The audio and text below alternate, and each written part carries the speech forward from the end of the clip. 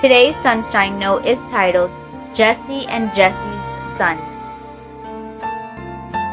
The Lord does not look at the things man looks at. Man looks at the outward appearance, but the Lord looks at the heart. 1 Samuel 16:7. Jessie was the only student I was ever completely wrong about.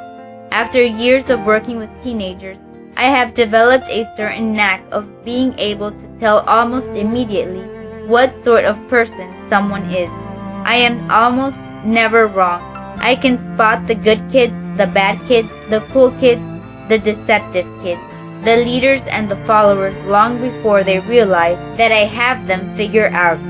But not Jessie. When I first met her, she was wearing all black fishnet stockings under a 3.5-inch miniskirt with 10 chains hanging clear down to her legs. Her short, spiked hair was dyed black.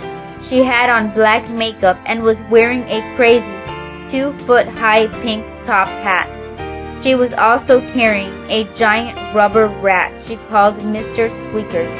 She was jumping and laughing and talking so fast and making so little sense that I just knew she was on drugs.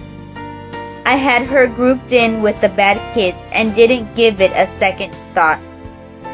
That's why it was so surprising when she turned out to be one of the kindest, most admirable, and upstanding girls in my entire dorm.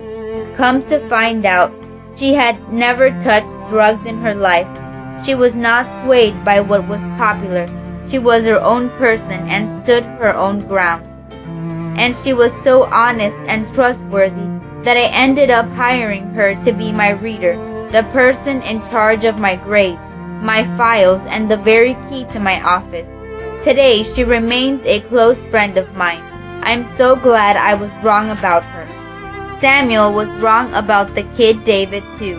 When God told him to go to the house of Jesse to anoint the future king, Samuel saw Jesse's strong, handsome older son and thought surely one of them would be God's choice. But God reminded Samuel that he doesn't look at the kinds of things people look at. Rather, God looks at the heart. Though on the outside, David's older brother seemed more suitable to rule a nation, God knew that David was the one with the heart of a king.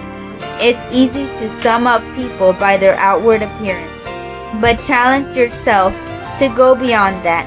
You might be missing out on some really great friends. Try to see people the way God sees them. Try to see their hearts. May God bless you today.